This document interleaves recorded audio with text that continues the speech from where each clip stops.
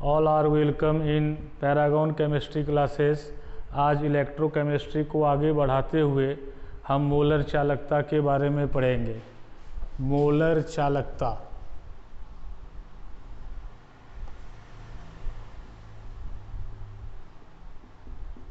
और हिंदी में मोलर चालकता और इंग्लिश में मोलर कंडक्टिविटी। याद रखिए वैद्युत अपघटनी सेल से रिलेटेड है कि ये कोई वैद्युत अपघटनी सेल है और इस वैद्युत अपघटनी सेल में जो मेटल का स्ट्रिप प्रायः प्लेटिनम का लिया जाता है, ये दो प्लेट होता है और एक को हम लोग पॉजिटिव टर्मिनल से तार लेकर और दूसरे को नेगेटिव टर्मिनल से, ये एनोड जो नेगेटिव टर्मिनल से है इसको हम लोग कैथोड और जो पॉजिटिव टर्मिनल से है इसको हम लोग एनोड कहते हैं। और ये दोनों जो है वो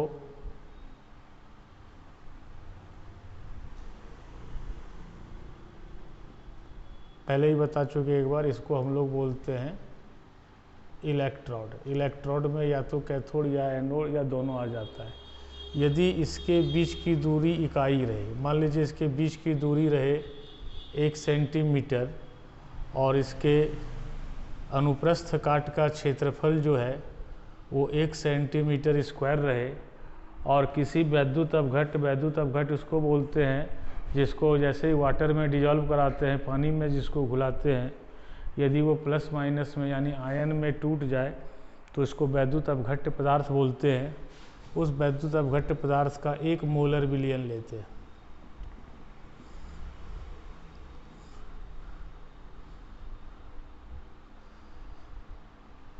वैद्युत अपघट्य का 1 मोलर विलयन। 1 मोलर विलयन का ये अर्थ है जैसे NaCl का अगर विलयन हम लोग लें तो ये 23 + 35.5 यानी 58.5 ग्राम अगर 1 लीटर में डिजॉल्व रहे, है ना।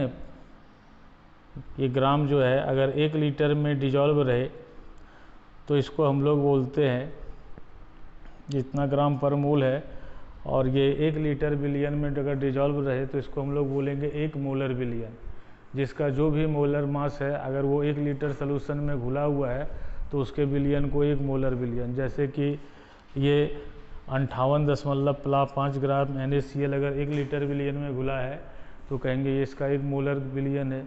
अब एसिटिक एसिड CH3COOH ये 60 होता है, यदि पर लीटर में 60 ग्राम घुला हुआ है तो हम लोग कहेंगे ये एसिटिक अम्ल का 1 मोलर विलयन है। तो याद रखिए मोलर चालकता में कंडीशन क्या है कि स्थिर ताप पर किसी वैद्युत अपघटनी सेल जिसमें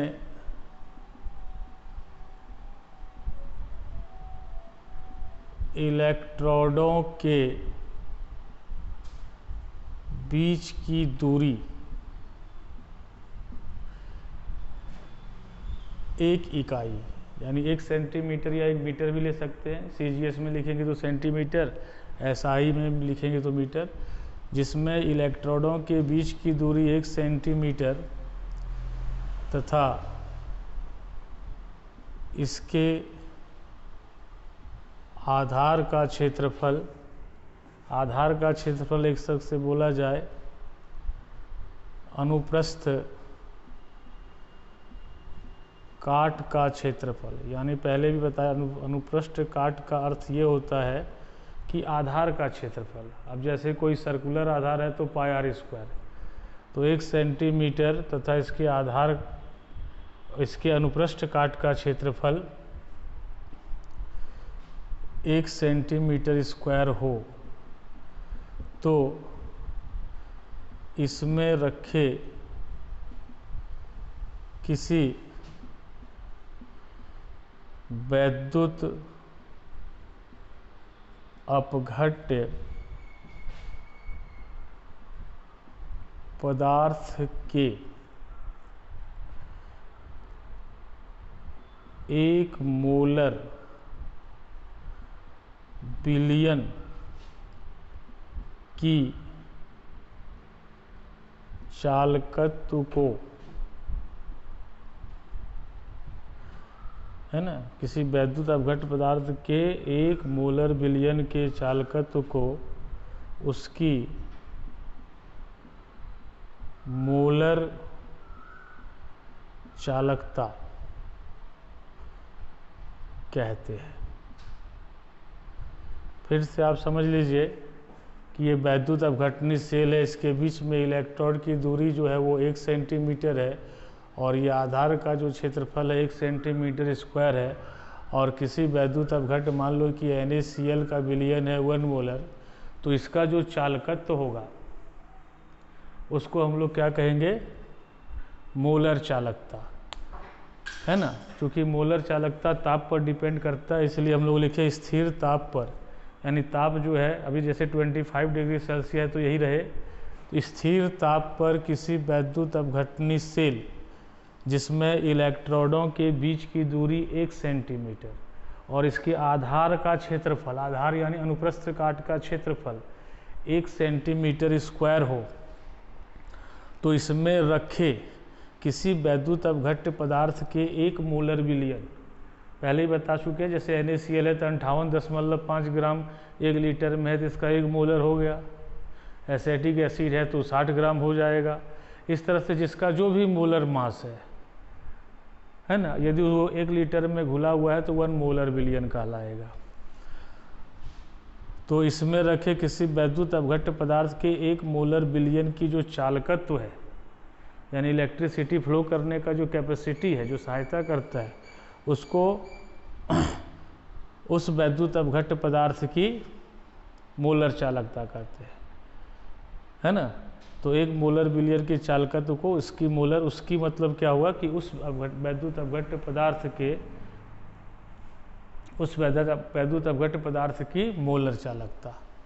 तो स्थिर ताप पर किसी वैद्युत अपघटनी सेल जिसमें इलेक्ट्रोडों के बीच की दूरी 1 सेंटीमीटर, आधार का क्षेत्रफल यानी अनुप्रस्थ काट का क्षेत्रफल 1 सेंटीमीटर स्क्वायर हो, तो इसमें रखे किसी वैद्युत अपघट्य पदार्थ के 1 मोलर विलयन की चालकत्व को, 1 मोलर विलयन के चालकत्व को उसकी मोलर चालकता कहते हैं।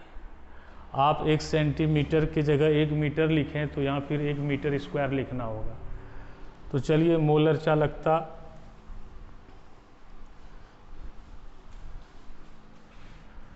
और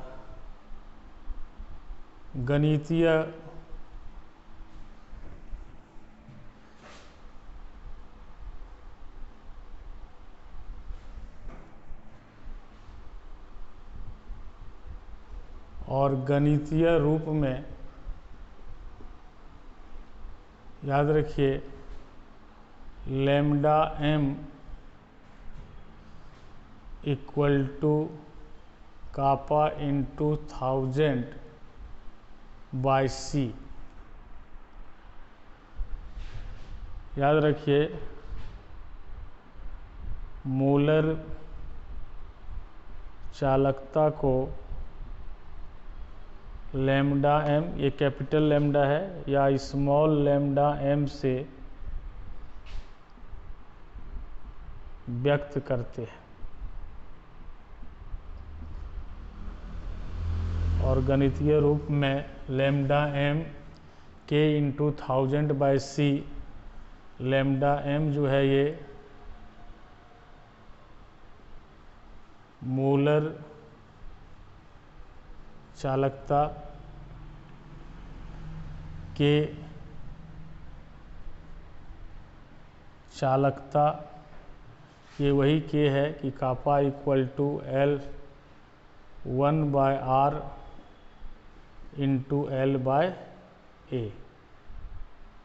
और C एक्चुअली ये मोलर सांद्रण लिया जाता है इसमें। मोलर सांद्रण या एक तरह से देखा जाए मोलरता है। तो इस इक्वेशन में अगर हम लोग पुट कर दें तो मोलर चालकता को कैलकुलेट कर सकते हैं,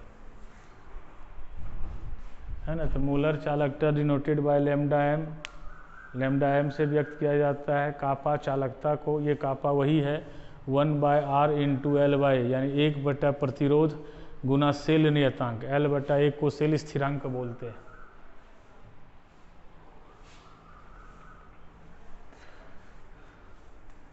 अब बता सकते हैं कि मोलर चालकता का एसआई मात्रक क्या होगा।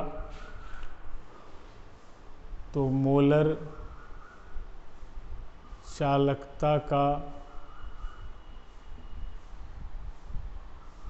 एसआई मात्रक तो हम समझ रहे हैं, इससे हम लोग निकाल सकते हैं कि K का मात्रक जो था वो सीमेंस पर सेंटीमीटर था, और मोलरता का मोल पर लीटर अगर SI में लिख देंगे प्रति मोल,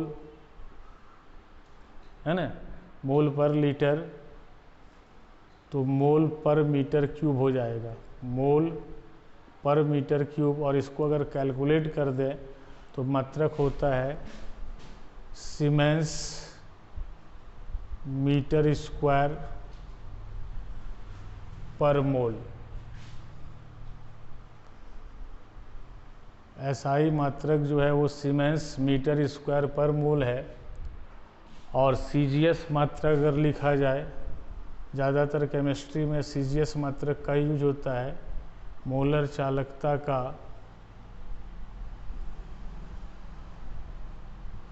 CGS मात्रक जो है वो सीमेंस सेंटीमीटर स्क्वायर पर मोल है। आसान है निकालना, इसका सीमेंस पर मीटर होता है, और मोलरता का अगर CGS में लिया जाए, ये SI में लिया जाए तो मोल पर मीटर क्यूब हो जाए, और अगर CGS में लें तो सीमेंस पर सेंटीमीटर होता है, और ये मोल पर सेंटीमीटर क्यूब होता है। तो मोल पर सेंट, इसको अगर सब सॉल्व कर दे तो आ जाएगा सीमेंस सेंटीमीटर स्क्वायर पर मोल। और दोनों में रिलेशन भी है आपका, कि अगर कह दे कि एक सीमेंस मीटर स्क्वायर पर mole equal to 10⁴ siemens centimetre square पर मोल। किसी प्रॉब्लम में मान लो CGS को SI या SI को CGS में कन्वर्ट करना हो तो आप आसानी से कर सकते हैं। और 1 सीमेंस सेंटीमीटर स्क्वायर पर मोल जो है 10⁻⁻⁻ सीमेंस मीटर स्क्वायर पर मोल होगा ही। तो मोलर चालकता कंडीशन था स्थिर ताप पर ऐसा वैद्युत अपघटनी सेल जिसके इलेक्ट्रोडों के बीच की दूरी 1 सेंटीमीटर रहे और उसके अनुप्रस्थ काट यानी आधार का क्षेत्रफल, जो बर्तन आधार जैसा है, आधार गोलाकार है तो πr², आधार अगर आयताकार है तो L गुना V, आधार यदि वर्गाकार है तो A², है ना। अनुप्रस्थ का काट का क्षेत्रफल फिजिक्स में यूज किया जाता है, एक्चुअली आधार का क्षेत्रफल है। तो इलेक्ट्रोडों के बीच की यानी कैथोड और एनोड के बीच की दूरी 1 सेंटीमीटर हो और उसके अनुप्रस्थ काट का क्षेत्रफल 1 सेंटीमीटर स्क्वायर हो, उसमें 1 मोलर विलयन अगर किसी वैद्युत अपघट्ट का रखते हैं तो उसका जो चालकत्व है उसी को हम लोग मोलर चालकता कहते हैं।